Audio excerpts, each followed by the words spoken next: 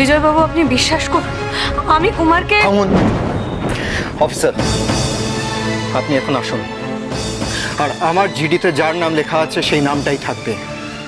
আর আপনি তাকে ধরার জন্য যা যা করণীয় সেটাই করবেন। অনুরাধা দেবী, আপনি এই মুহূর্তেই বাড়ি ছেড়ে চলে যাবেন।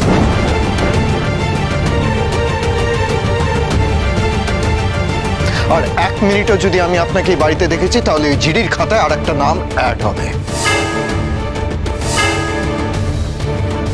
কুমারের ওপর আপনার অনেক ঋণ আছে, সেটা আপনার কাছে স্বার্থ হলেও আমি এতটা অকৃতজ্ঞ হতে পারবো না। বেরিয়ে যান, বেরিয়ে যান।